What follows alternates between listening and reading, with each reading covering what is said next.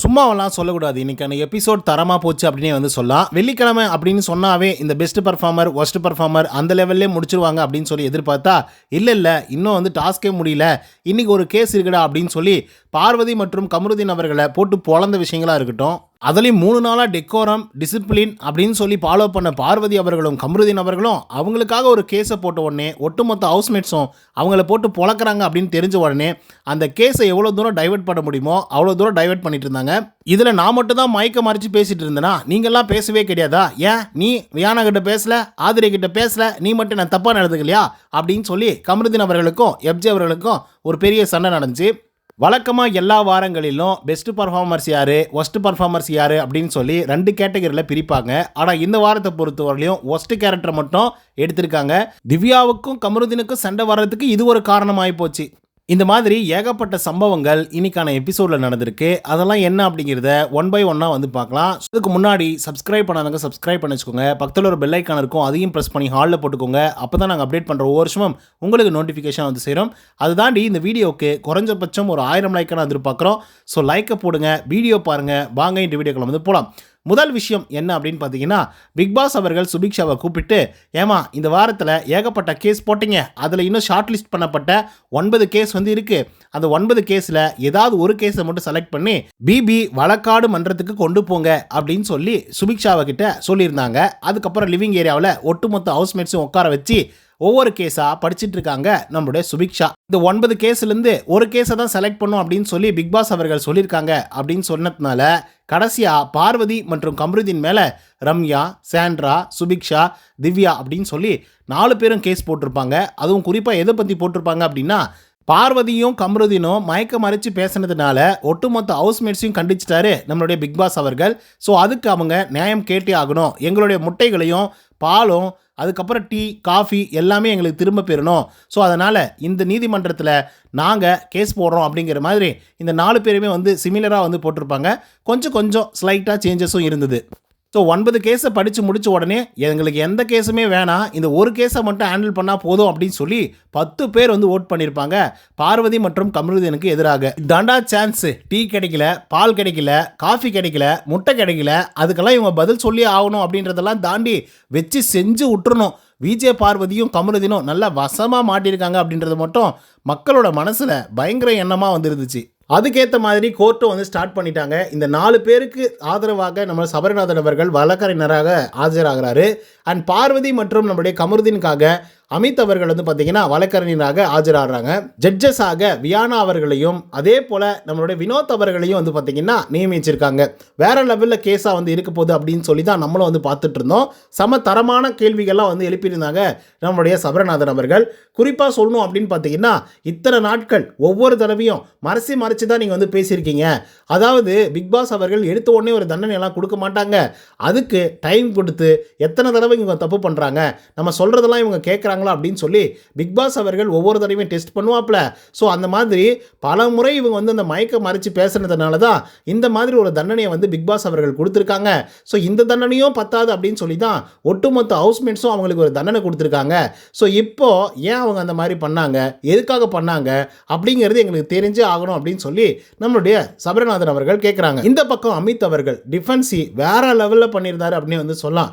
அதாவது பார்வதியும் கமருதீனும் தப்பு பண்ணியிருக்காங்க, அது உண்மைதான், அது தப்பு தான், நானும் ஒத்துக்கிறேன். ஆனால் அதுக்காக தண்டனை வந்து பிக் பாஸ் அவர்கள் கொடுத்துருக்காங்க. என்னங்க ட்விஸ்ட் அப்படின்னா, ஒட்டுமொத்த ஹவுஸ்மேட்ஸையும் கண்டிச்சிட்டாரு, அதுக்கு அவங்க பொறுப்பு இல்லை. அதே போல் சரி ஓகே நம்மளால தான் இந்த மாதிரி ஆகிப்போச்சு அப்படின்னு சொல்லி யோசிக்கும் பொழுது வீட்டில் இருக்கக்கூடிய அத்தனை பேரும் சேர்ந்து ஒரு தண்டனையை வந்து கொடுக்குறாங்க. அதாவது இந்த வீட்டு வேலைகள் மொத்தத்தையும் செய்யணும் இந்த 2 பேர் அப்படின்னு சொல்லும்போது அதையும் அந்த குற்ற உணர்ச்சியோட எல்லாத்தையும் நாங்கள் செய்கிறோம், நாங்கள் செஞ்சதுக்கு நாங்கள் தண்டனை அனுபவிக்கிறோம் அப்படின்னு சொல்லி செஞ்சிட்ருக்காங்க. ஆல்ரெடி பிக் பாஸ் தண்டனை கொடுத்துட்டாரு, அது இல்லாமல் ஹவுஸ்மேட்ஸும் தண்டனை கொடுத்துட்டாங்க. அப்படி இருந்தும் மறுபடியும் வந்து கோர்ட்டுக்கு இதை கொண்டு வர்றதே என்னை பொறுத்த வரலையும் சரியானதாக படலை. எனக்கு என்னமோ அவங்க மேலே இருக்கக்கூடிய நல்ல பேர்களை கெடுக்கணும் அப்படின்றதுக்காகவே சில பேர் சதி பண்ணுறாங்களோ அப்படின்ற மாதிரி தோணுது அப்படிங்கிற மாதிரி வேற மாதிரி தெறிக்கி விட்டுருப்பாப்புல அமித் அவர்கள். அமித் இந்த பக்கம் பேசிக்கிட்டே இருக்கும்போது ஒரு பக்கம் பார்வதியும் கமருதீனும் அது சொல்லு கரெக்ட், வேற லெவல், சூப்பர், பக்கா அப்படின்னு சொல்லி பயங்கரமாக ரியாக்ஷன்ஸ் வந்து கொடுத்துருப்பாங்க.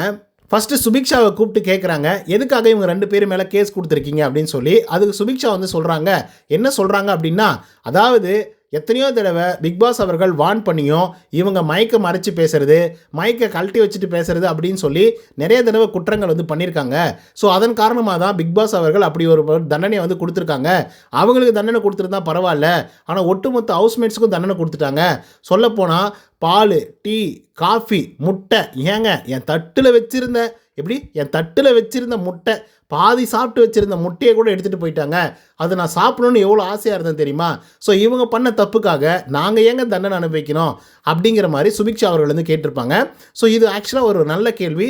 அதுக்கான எக்ஸ்ப்ளனேஷனும் அதுக்கான வாதத்தையும் சூப்பராக வந்து எடுத்து வச்சிருப்பாப்புல சபரநாதன் அவர்கள். இதில் சபரநாதன் பேசினதில் எது தெரியுமா ஹைலைட்டான ஒரு விஷயம், இங்கே இருக்கக்கூடிய ஹவுஸ்மேட்ஸுகளுக்கு எத்தனையோ தடவை அனௌன்ஸ்மெண்ட் வந்து வந்திருக்கு, எத்தனையோ தடவை வந்து சொல்லியிருக்காரு. ஆனால் இவங்க 2 பேர் மட்டும் பண்ணும் பொழுது இவ்வளோ பெரிய தண்டனையை கொடுத்துருக்காரு அப்படின்னா இவங்க எல்லை மீறி பண்ணியிருக்காங்க. யார் பேச்சையும் கேட்காம பண்ணியிருக்காங்க. பல முறை வந்து வான் பண்ணியும் இதே வேலையை பண்ணியிருக்காங்க. ஸோ அதனால தான் தண்டனை கொடுக்கப்பட்டிருக்கு அப்படின்ற மாதிரி அவர் ஒரு விவாதத்தை வைக்கிறாங்க. அதுக்கடுத்த பார்வதி வராங்க. பார்வதி தன்னுடைய எக்ஸ்ப்ளனேஷன் வந்து கொடுக்குறாங்க. எப்படி கொடுக்குறாங்க அப்படின்னு பார்த்தீங்கன்னா, நாங்கள் ஒன்றும் மறைச்சு ஒன்றும் அவ்வளோ பெரிய விஷயங்கள்லாம் வந்து பேச கிடையாது. அது ரொம்ப பர்சனலான ஒரு விஷயம், அது ஹெல்த் ரீதியான ஒரு விஷயம், ஃபேமிலி சம்மந்தமான ஒரு விஷயம். இந்த ஒரு விஷயங்கள்லாம் வந்து மற்றவங்களுக்கு யாருக்கும் பெருசாக தெரியக்கூடாது, என்னுடைய பர்சனல் லைஃப் வந்து யாருக்கும் தெரியக்கூடாது, பர்சனல் நேம்ஸ் எல்லாம் தெரியக்கூடாது அப்படின்றதுக்காக தான் அந்த மைக்கை மறைச்சி பேசணும், மைக்கை கழட்டி பேசணும். மற்றபடிக்கு எந்த தவறான இன்டென்ஷனும் கிடையாது. குறிப்பாக இவங்களுக்கெல்லாம் தண்டனை வாங்கி கொடுக்கணும் அப்படிங்கிற இன்டென்ஷன் எங்களுக்கு கிடையவே கிடையாது அப்படிங்கிற மாதிரி பார்வதி அவர்கள் வந்து சொல்கிறாங்க. இதுக்கு சபரநாதன் தெறிக்க விட்டுருப்பாப்புல. எப்படி அப்படின்னா, இங்கே பாருங்கள், மைக்கை மறைச்சி பேசுறது அப்படிங்கிறது வேற, மைக் இப்படி கீழே இருக்குது, இல்லை கொஞ்சம் மேலே போயிடுச்சு, இல்லை கொஞ்சம் கீழே வந்துடுச்சு அப்படின்னா பிக் பாஸ் அவர்களே சொல்லுவாங்க மைக்கை நல்லா போடுங்க அப்படின்னு சொல்லி. அப்படி சொன்னாங்களா, இல்லை மைக்கை மறைச்சி பேசுகிறீங்க அப்படின்னு சொன்னாங்களா, இல்லை எப்படிப்பட்ட தப்பு பண்ணீங்க நீங்கள், அதனால தானே உங்களுக்கு தண்டனை கொடுக்கப்பட்டிருக்கு அப்படின்னு சொல்லி அவரும் குறுக்கு விசாரணை வேற மாதிரி பண்ணிட்டு இருந்தார். அதே போல் நம்ம அமித் பார்கவ் இருக்கார்ல, அவர் நிஜமாகவே சொல்கிறேன் தெறிக்க விட்டுருந்தாப்புல. இப்போ நீங்கள் பார்த்தீங்களா, அவங்க தண்டனையை அனுபவிச்சாங்களா இல்லையா, அதே போல் குற்ற உணர்ச்சியில் வேலைகளை செஞ்சாங்களா இல்லையா சுபிக்ஷா அப்படின்னு சொல்லி சுபிக்ஷாவையே இவங்க குறுக்கேள்வி வந்து கேட்டாப்புல அமித் அவர்கள். அவங்க ஒரு பாத்திரம் மிச்சம் மீதி வச்சுருந்தா கூட, யாராவது சாப்பிட்டு வந்து அப்படியே வச்சுருந்தா கூட அதை வாஷ் பண்ணுறாங்க. அவ்வளோ நல்ல குணம் படைச்சவங்க அவங்கெல்லாம். ஆனால் அவங்கள மேலே இவ்வளோ பெரிய பழி சுமத்துறது அப்படிங்கிறது மிகப்பெரிய தவறு. ஆமாங்க, அவங்க தப்பு பண்ணிட்டாங்க தான், அதுக்கு பிக் பாஸ் அவர்கள் தண்டனை கொடுத்துட்டாங்க. ஒட்டுமொத்த ஹவுஸ்மேட்ஸ் எல்லாம் சேர்ந்து ஒரு தண்டனை கொடுத்துருக்காங்க. அப்படி இருந்து இப்படிப்பட்ட ஒரு கேஸை போடுறது தப்பு இல்லையா அப்படின்னு சொல்லி அமித் அவர்கள் அந்த ஸ்டாண்டர்ட்லேயே வந்து நின்றுருக்காப்புல. ஸோ இந்த மாதிரி கேஸ் வந்து பயங்கர இன்ட்ரெஸ்டிங்காக வந்து போயிட்டு இருக்கும்போது, விசாரணையும் நல்லா போயிட்டு இருக்கும்போது, ஒரு கட்டத்தில் எப்படி என்ன ஆகுது அப்படின்னு பார்த்தீங்கன்னா, நிறைய சலசலப்பு வர ஆரம்பிக்குது. குறிப்பாக பார்வதி அவர்கள் வந்து பேசிக்கிட்டே வந்திருக்காங்க. கமருதீன் கிட்ட அந்த இடத்துல போய் உட்காந்து ரொமான்ஸ் வந்து பண்ணிட்டு இருக்காங்க. குறிப்பாக திவ்யா அவர்கள் வந்து பார்த்தீங்கன்னா போய் சாட்சி சொல்கிறாங்க. என்ன சொல்கிறாங்க அப்படின்னு பார்த்தீங்கன்னா, இந்த தோசையை சுட்டேன், அப்புறம் வந்து இந்த உருளைக்கிழங்கை வந்து உரித்தேன், எல்லா வேலையும் நான் தான் பார்த்தேன் அப்படின்னு சொன்னாங்க இல்லையா. அந்த இடத்துல அவங்க வந்து எல்லாத்தையும் பார்க்கல, நான் வந்து அவங்களுக்கு ஹெல்ப் பண்ணியிருக்கேன். அதே போல் நான் அவங்ககிட்ட பேச போகும்போது கூட ஒரு மாதிரி மூஞ்சி சினிங்கிட்டு வேற மாதிரி வந்து பேசிகிட்டு இருந்தாங்க. ஸோ அப்படிப்பட்ட ஒரு ஆள் தான் அவங்க அப்படின்னு எல்லாம் பேசிகிட்டு இருக்கும்போது சும்மாவே சொல்லிட்டு இருக்காங்க. கோல்மூட்டி திவ்யாவோ என்னமோ வந்து சொல்லிட்டு இருப்பாங்க கமருதீன் அவர்களும் பார்வதி அவர்களும். ஸோ அப்படி வந்து சொல்லிட்டு இருக்கும்போது எப்ஜேவுக்கு வந்து பயங்கரமாக கோவம் வந்துடும். அது என்னடா நீங்கள் சும்மா வந்து பேசிக்கிட்டே வந்திருக்கீங்க, மற்றவங்கலாம் கேஸ் நடக்கும்போது எல்லாரும் அமைதியாக தானே வந்திருந்தீங்க, உங்கள் கேஸ் வந்து நடக்கும்போது மட்டும் ஏன் இப்படிலாம் பேசிகிட்டு இருக்கீங்க அப்படின்னு சொல்லி அவர் வந்து தெறிக்க விட்டுருப்பாப்புல. ஸோ அப்படி இருந்தும் கமருதீனும் அதுக்கப்புறம் நம்ம பார்வதியும் அமைதியாக இருந்தாங்களா அப்படின்னு கேட்டிங்கன்னா சத்தியமாக கிடையவே கிடையாது. கேஸ் வந்து அங்கே விசாரிச்சுட்டு இருக்காங்க. அங்கே நிறைய கவுண்டர்ஸும் வந்து வந்துட்டு இருந்தது. காமெடியான சில விஷயங்களும் வந்து நடந்துட்டு இருந்தது. அந்த நேரத்தை விக்கல்ஸ் விக்ரம் இருக்கார் இல்லையா, அந்த ஆள் வேறு சிரிக்கிறாப்புல.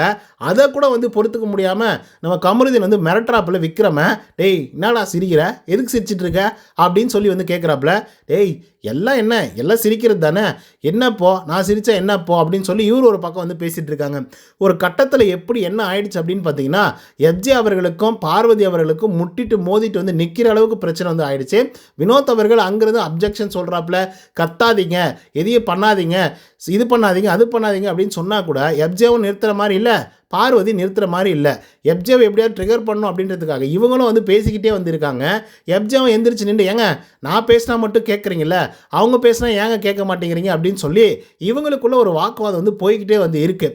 இதுக்கிடையில் எப்ஜே அவர்கள் வந்து இந்த பார்வதி பேசிட்டு வெளியே வரும்போது, ஏமா நீ என்னமோ வந்து லாயர் ஃபேமிலி அப்படின்னு சொல்லிட்டு இருந்த, சும்மா இப்படி பேசிக்கிட்டு இருந்தால் லாயர் ஃபேமிலி, சும்மா பேச்சுக்கு சொல்லிட்டு இருக்கீங்களா லாயர் ஃபேமிலி அப்படின்னு சொல்லிட்டு, அப்படிங்கிற மாதிரி வந்து பார்த்திங்கன்னா ஒரு ஃபேமிலியே வந்து பார்த்திங்கன்னா ஒரு மாதிரி கொச்சையாக தான் வந்து சொல்லுவாப்புல. அதாவது என்ன சும்மா பேச்சுக்கு சொல்லிட்டு இருக்கீங்களா நீங்களா லாயர் அப்படின்ற மாதிரி சொல்லியிருப்பாப்புல.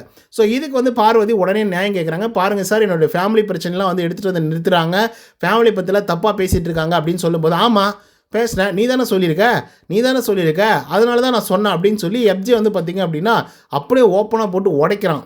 ஸோ உடனே பார்வதி வந்து பார்த்திங்கன்னா எக்ஸ்ப்ளனேஷன் வந்து கொடுக்குறாங்க. எப்ஜே இதுக்கப்புறம் வந்து அதை பற்றி பேசாத, இது வந்து தேவையில்லாத ஒரு விஷயம், நான் வந்து ரொம்ப ஃபீல் பண்ணுறேன், அதை பற்றி பேசாத, என் பர்சனல் பற்றி பேசாத, என் ஃபேமிலியை பற்றி பேசாத அப்படின்னு சொல்லி ஒரு எக்ஸ்ப்ளனேஷன் கொடுக்குறாங்க. அப்போ அமைதி ஆகுறாங்க. ஸோ அதுக்கப்புறம் விசாரணை வந்து நடந்துகிட்ருக்கு. குறிப்பாக வந்து சாண்ட்ரா வந்து சொல்கிறாங்க. சாண்ட்ரா அவர்கள் என்ன சொல்கிறாங்கன்னா, எனக்கு வந்து புரோட்டீன் பத்தலை, இந்த மாதிரி வந்து நடந்து போச்சு, இவங்க பண்ணதுனால எங்களுக்கு தண்டனை கிடைச்சிருச்சு, எங்களுக்கு ஏதாவது ஒரு பண்ணி ஏதோ ஒரு செஞ்சு தயவுசெய்து அதை வாங்கி கொடுங்க அப்படின்னு சொல்லி சாண்ட்ரா சொல்கிறாங்க. அடுத்த ரம்யா வராங்க. ரம்யாவும் அதுதான் சொல்கிறாங்க, தயவுசெய்து நான் காப்பி குடிச்சு ஆகணும், என்ன காப்பி குடிச்சு ஆகணும், நான்லாம் காப்பி குடித்தாதான் கக்காவே போவேன், அப்படிப்பட்ட ஒரு ஆள் அப்படிங்கிற மாதிரிலாம் கூட சொல்லியிருப்பாங்க லைவில். அதுக்கு கவுண்டரும் போட்டிருப்பாப்புல வினோத். இதில் அமித் அவர்கள் வேறு விசாரிக்கிறேன் அப்படிங்கிற பேரில் வந்து, இத்தனை நாள் நீங்கள் வந்து சாப்பிடாமல் வந்து இருந்திருக்கீங்களே, டீ காஃபி வந்து குடிக்காமல் வந்து இருந்திருக்கீங்களே, பழகிடுச்சு தானே, இப்பயும் இருக்கீங்க தானே அப்படின்னு சொல்லி கேட்டோடனே, இன்னும் நீ சாவலியா, இன்னும் உயிரோடு தான் இருக்கியா அப்படின்னு கேட்குற மாதிரி வந்துருந்தது. ஸோ எல்லோரும் கலகலப்பாக சிரிக்கிறாங்க. அதுக்கப்புறம் பிரச்சனை மேலே பிரச்சனை அதிகமாகுது. பார்வதிக்கும் எப்ஜேவுக்கும் முட்டிக்கிட்டே வந்திருக்கு. எப்ஜே வேறு கத்தி கத்தி பேசிகிட்டு இருக்கான். பார்வதி ஒரு பக்கம் வந்து சைகையாலே பேசிகிட்டு இருக்காங்க. இந்த பக்கம் ஜட்ஜஸ் எல்லாம் ஒரு மாதிரி காண்டாகிறாங்க. எல்லாம் கொஞ்சம் அமைதியாகுங்க அப்படின்ற மாதிரி வந்து சொல்கிறாங்க. அப்பயும் அமைதியாகவே மாட்டேங்கிறாங்க. கடைசியாக ஒரு கட்டத்தில் பிக் பாஸ் அவர்களே உள்ளர புகுந்து, எப்பா இதுக்கப்புறம் நீங்கள் டாஸ்கே பண்ண தேவையில்ல, தயவுசெய்து ஒரு பிரேக் எடுத்துகிட்டு வாங்க அப்படின்னு சொல்லி அனுப்புகிறாப்புல. இவனுங்களை பிரேக் எடுக்க சொன்னால் மறுபடியும் போய் சண்டை போடுறானுங்க. நம்ம பார்வதி வந்து எப்ஜே கிட்ட போய் கிளியராக சொல்லிட்டு இருக்காங்க, இங்கே பாரு, நான் வந்து லாயர் ஃபேமிலி அப்படின்னு சொல்லி நான் என்ன டபரா அடிச்சிட்டு இருக்கேன்னா, நான் எல்லா இடத்துல என்ன கத்தியாக சொல்லிட்டு இருக்கேன், தயவுசெய்து மறுபடியும் அதை வந்து சொல்லிட்டு இருக்காது, எனக்கு வந்து சுத்தமாக பிடிக்கல, அதை பற்றி பேசாத அப்படிங்கிற மாதிரி பார்வதி வந்து டீசெண்டாக எப்ஜே கிட்ட சொல்லிட்டு இருக்காங்க. எப்ஜே வந்து பார்த்தீங்கன்னா, எனக்கு என்ன போய் வந்து என்ன மற்றவங்க காதில் வந்து கேட்டுட்டு, அதுவும் நீ என்ன பேசுகிற குசு அப்படின்னு சொல்லி நான் காது வச்சு கேட்டுட்டு தெரிஞ்சுட்டு வந்து பேசிகிட்டு இருக்கேன்னு நினைக்கிறியா? நீ தான் கத்தி சொன்ன, நீ தான் எல்லாருக்கிட்டையும் சொல்லிகிட்டு இருக்க, அதனால தான் எனக்கு வந்து தெரிய வந்துச்சு. இப்போ வந்து அப்படி சொன்னால் நான் ஒன்றும் தப்பாக ஒன்றும் சொல்ல கிடையாது. நான் என்ன சொன்னேன், நீ லாயர் ஃபேமிலின்னு சொல்கிறியே, டீசன்சி டெக்கோரம் அந்த கோர்ட்டுக்குள்ளே எப்படி இருக்கணும் அப்படின்றத நீயே ஃபாலோ பண்ணலையே எப்படி? ஃபஸ்ட்டு 3 நாள் நல்லா ஃபாலோ பண்ணிவிட்டு இன்றைக்கி நீ ஃபாலோ பண்ணல அப்படின்னா நாங்கள் என்ன நினைக்கிறது அப்படிங்கிற மாதிரி எப்ஜே வந்து தெரிவிக்க விட்றான். அதுக்கப்புறம் தான் கமருதீன் உள்ளே வராப்புல, எது வேணா இருக்கட்டும்டா, ஆனால் பர்சனல் பற்றியெல்லாம் பேசக்கூடாதுரா அப்படின்னு சொல்லி கமருதீன் வந்து நியாயம் கேட்கறதுக்காக வந்து வராப்புல.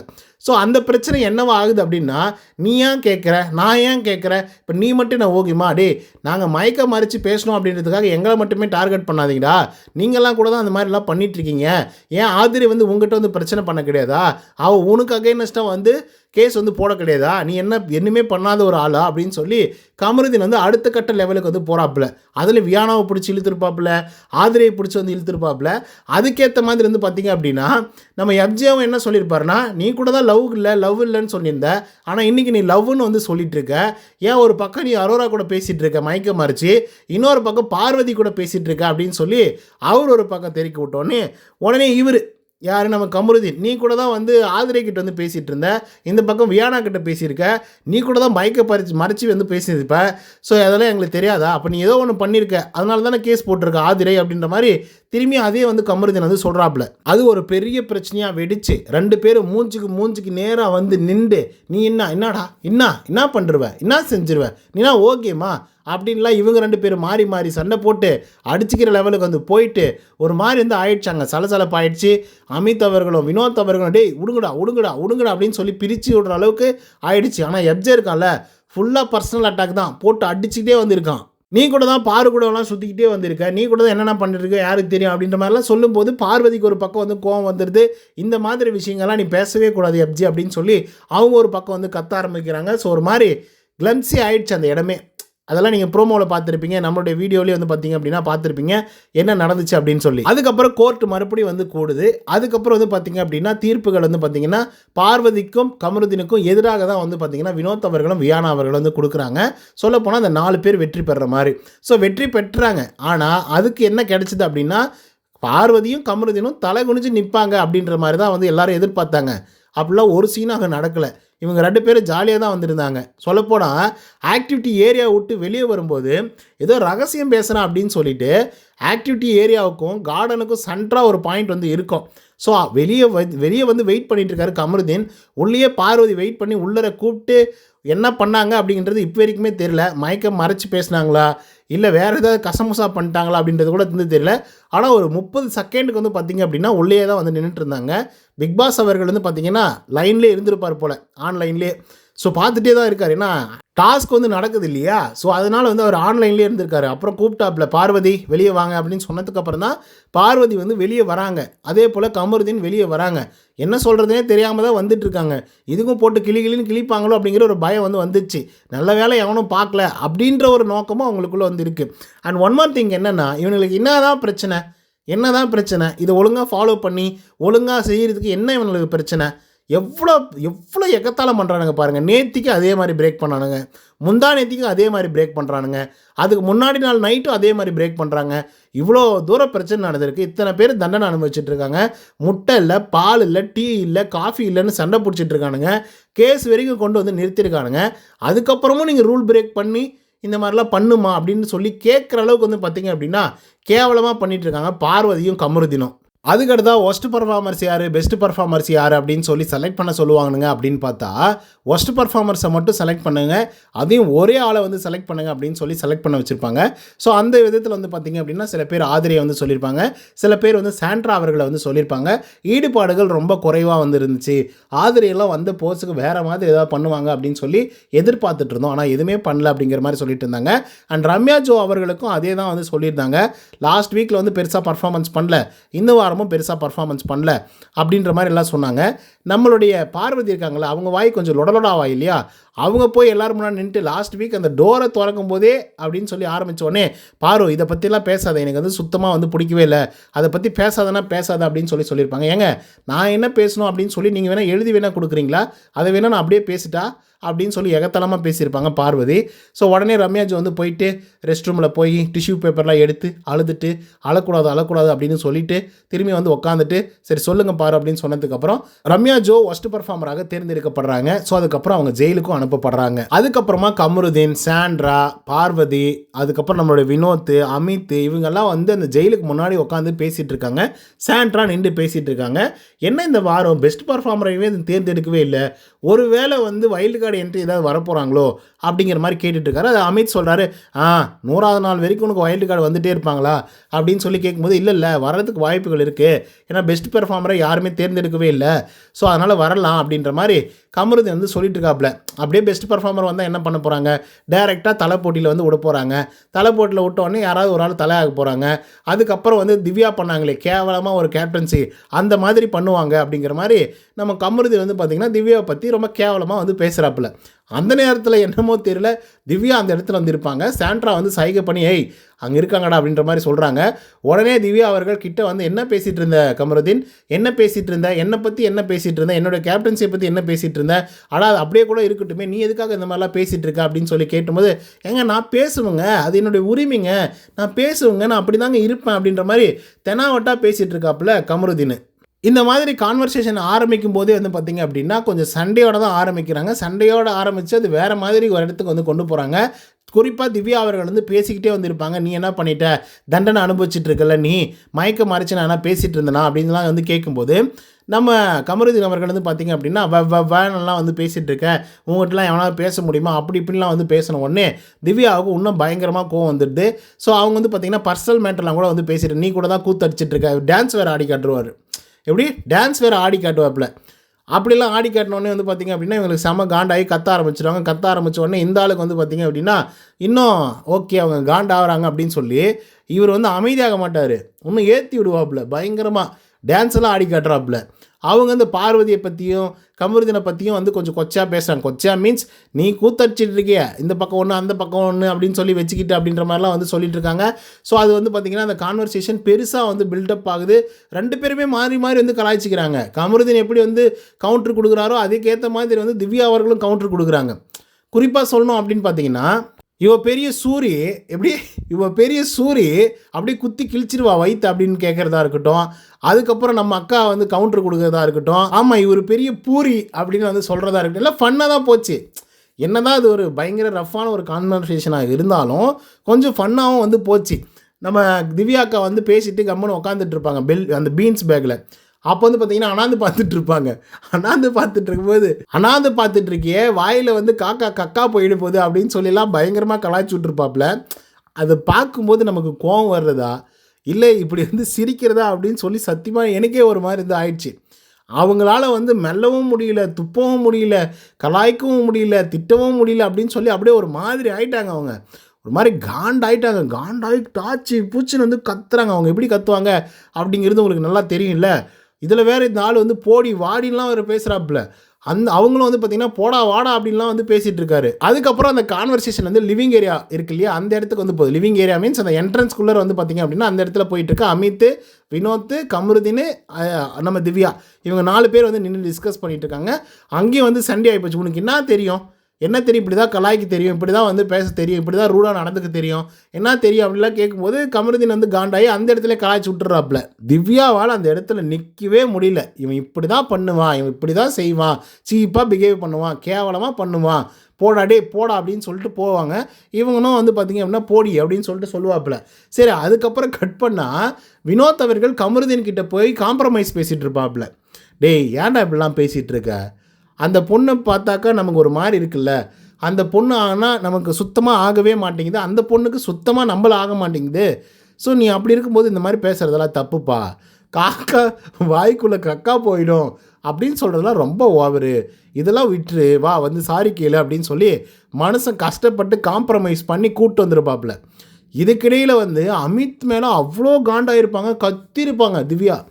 ஓகேங்களா, கத்திருப்பாங்க. காரணம் யாரா அப்படின்னா அரோரா வந்து என்ன சொல்லி விட்ருவாங்க அப்படின்னா, திவ்யா அவன் அப்படி பேசுகிறான் அப்படின்னா கேப்டன் பக்கமே உட்காந்துட்டு என்ன பண்ணிட்டு இருந்தார், ஏன் அவர் அதை வந்து கேட்கவே கிடையாது, அவரும் சிரிச்சுட்டு உட்காந்துட்டு இருக்காரு அப்படின்னு சொல்லி விட்ருவாங்க. உடனே திவ்யா போய் தாச்சு பூச்சு வந்து அமித்தை பிடிச்சி திட்டுன்னு இருப்பாங்க.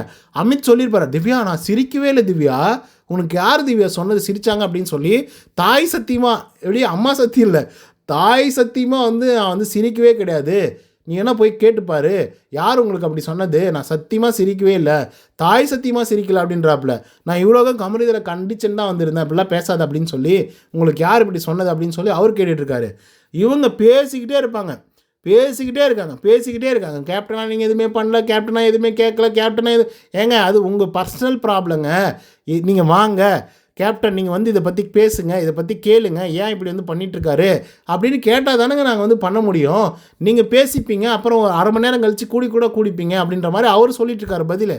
ஆனால் அது புரியாமல் இவங்க பேசிக்கிட்டே வந்திருக்காங்க.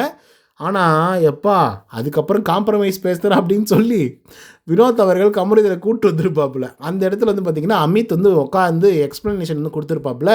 திவ்யாவுக்கும் அரோராவுக்கும் இப்படிலாம் நடந்துச்சு, நான் சொல்லிட்டு இருந்தேன், தாய் மீது ஆணையாக நான் வந்து சிரிக்க கிடையாது அப்படின்னு சொல்லி.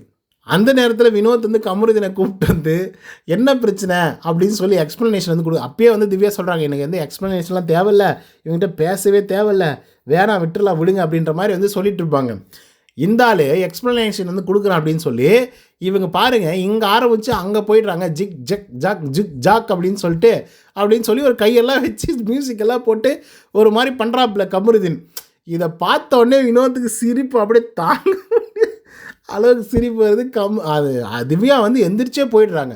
இவன் இப்படி தான் பண்ணுவான், இந்த மாதிரி தான் அசிங்கப்படுத்துவான், இந்த மாதிரி தான் சீண்டிகிட்டே வந்து இருப்பான் அப்படின்னு சொல்லி அவங்க ஒரு பக்கம் வந்து கத்திக்கிட்டு இருக்காங்க. வினோத் உட்காந்து சிரிச்சிட்ருக்காரு. வினோத்தண்ணா நீங்களம்மா உங்ககிட்ட நான் காம்ப்ரமைஸ் பேச சொல்லி கேட்டேனா நான் இப்படி தான் ஒவ்வொரு தடவையும் காம்ப்ரமைஸ் பேசுகிறேன்னு வந்து எங்களை அசிங்கப்படுத்திட்டுருக்கீங்க, பேச வச்சிட்ருக்கீங்க அப்படின்னு சொல்லி பிடிச்சி அவங்கள போட்டு வெளின்னு வெளுக்கிறாங்க. கமருதீன் அவங்கள பிடிச்சி திட்டினவனே, வினோத்தை பிடிச்சி திட்டினவனே இந்த ஆளுக்கு சிரிப்பு அடங்கவே முடியல. போய் கிரவுண்டெலாம் ரவுண்ட் அடிக்கிறார் சிரிச்சுக்கிட்டே. வினோத்தாலையும் முடியல, அரோராவாலையும் முடியல. அவங்க நைஸாக கிளம்பி பாத்ரூம் போயிட்டு இருப்பாங்க. புரியுதுங்களா? ஓகே, நம்ம சிரித்தாலே சிரிச்சிருவோம், இந்த நேரத்தில் சிரித்தா வேறு மாதிரி வெடிச்சிரும், திவ்யாவெல்லாம் போட்டு பொழந்து எடுத்துருவாங்க. ஸோ நம்ம வந்து சிரிக்கவே கூடாது அப்படின்னு சொல்லிவிட்டு அவங்க அசாத நழுவி பாத்ரூம் போயிடுவாங்க. ஸோ அதுக்கப்புறம் வந்து பார்த்திங்க அப்படின்னா வினோத்துக்கும் அரோராவுக்கும் ஒரு இடத்துல சண்டை வந்துடும். என்னென்னா மறுபடியும் நிப்பாட்டி பேசிகிட்டு இருப்பாங்க இல்லையா, அந்த இடத்துல அரோரா எல்லோரும் பேசிகிட்டு இருக்கும்போது திவ்யா வந்து சொல்லுவாங்க, இப்படி பண்ணுறான், ஜிக்ஜாக்லாம் காட்டுற மாதிரி வந்து பண்ணிட்டு சொல்லிகிட்ருக்கான் அப்படின்னு சொல்லும்போது வினோத்துக்கு பயங்கரமாக சிரிப்பு வரும். சிரிச்சுட்டே வந்து பார்த்திங்க அப்படின்னா அப்படியே அந்த பக்கம் வந்து போவாங்க. உடனே அரோரா பார்த்துருவாங்க. அரோரா பார்த்துட்டு பத்தியா இப்போ கூட சிரிக்கிற, இப்போ கூட சிரிக்கிற அப்படின்னு சொன்னோடனே அவர் பிடிச்சி வெளுத்து விட்டுருவார் அரோராவை. நீ கூட தானே சிரிச்ச அப்படின்னு. ஏன்னா அவங்க சிரிச்சிருப்பாங்க. அப்புறம் இவங்க 2 பேருக்குள்ளே வந்து சண்டை நடக்கும். அட போங்கடாடி அப்படின்ற மாதிரி வந்து இருக்கும். இன்றைக்கான அப்படியே வந்து முடிஞ்சிருச்சு எபிசோடு. ஓகேங்களா? அவங்க காம்ப்ரமைஸும் கடைசி வரைக்கும் பேசுகிற மாதிரி இல்லை. அதுக்கப்புறம் அதுக்கு ஒரு நல்ல முடிவும் வந்து வர்ற மாதிரி இல்லை. ஏன்னா அந்தளவுக்கு மோசமாக தான் 2 பேருமே வந்து 2 பேரில் கமருதீன் பண்ணிகிட்ருக்காங்க. ஓகேவா மக்களே? ஒன்று தான் மக்களே, எபிசோடு இன்றைக்கி முடிஞ்சு அந்த ஹெல்தி கிராசரி டாஸ்க்கெல்லாம் முடிஞ்சு. ஓகேங்களா? ஒன்று தான், இந்த கமருதீனுக்கும் பார்வதிக்கும் தயவு செய்து ஏதாவது ஒரு தண்டனை கொடுத்தாங்க அப்படின்னா நல்லாயிருக்கும் மக்களே. ஷோவோடைய பேரை ரொம்ப கெடுக்கிறாங்க. பிக் பாஸோடைய பேரை எவ்வளோ தூரம் கெடுக்க முடியுமோ அவ்வளோ தூரம் கேவலமாக கெடுக்கிறாங்க. 2 பேரும் ஒஸ்ட் டு த கோருங்க மக்களே, ஒஸ்ட் டு த கோர். சத்தியமாக வந்து இதெல்லாம் ஏற்றுக்கவே முடியாது. அவங்கள போட்டு பொழந்து எடுக்கணும்னு நினைக்கிறேன். நாளைக்கு ஏதாவது வந்து விஜய் சேதுபதி சொதப்பினாருன்னா வேறு மாதிரி ஆகிடும். இதுதான் பாருங்கள் வேணா, மக்கள் அவ்வளோதான் மனசு விட்ருவாங்க. ஏன்னா ஒவ்வொரு வாரமும் வந்து ஷோ வந்து நல்லா போகணும்னு பார்த்து எல்லாத்தையும் பண்ணி நீங்கள் யோசிச்சு பாருங்களேன். இந்த வாரம் எல்லாருமே நல்லாவே பர்ஃபார்மன்ஸ் பண்ணாங்க. சபரன் அதெல்லாம் இத்தனை நாள் தெரியாத ஒரு ஆள் இன்றைக்கி தெரிகிறாரு அப்படின்னா இந்த டாஸ்க்கு தான். அந்தளவுக்கு சின்சியராக அவர் பண்ணி கொடுத்தாரு. விக்ரம் சூப்பராக பண்ணார், அமித் நல்லா பண்ணார், டெக்கோரமை நல்லா மெயின்டைன் பண்ணாங்க. கச்சா மொச்சமச்சான்னு இல்லாமல் டீசெண்டாக டிசிப்ளினாக பண்ணி முடித்தாங்க எல்லோரும் சேர்ந்துக்கிட்டு உண்மையாலுமே. ஆனால் இன்றைக்கி பார்வதியோடைய கேஸ் வருது, கமருதீனுடைய கேஸ் வருதுன்னு உடனே அவங்க பண்ண அட்டகாசத்தை நீங்கள் பார்த்தீங்களா? அதுதாங்க மற்றவங்களுக்கும் பார்வதிக்கும் உள்ள வித்தியாசம். ஸோ இதை பற்றி உங்களுக்கு கருத்துக்கள் என்ன அப்படிங்கிறது கமெண்ட்ஸில் சொல்லுங்கள். இந்த வீடியோ உங்களுக்கு வந்து பிடிச்சிருந்தா லைக் அண்ட் சப்ஸ்கிரைப் பண்ண மறந்துடாதீங்க. இன்னொரு தவணை சந்திக்கிறேன். Until then bye from Uday. நன்றி, வணக்கம்.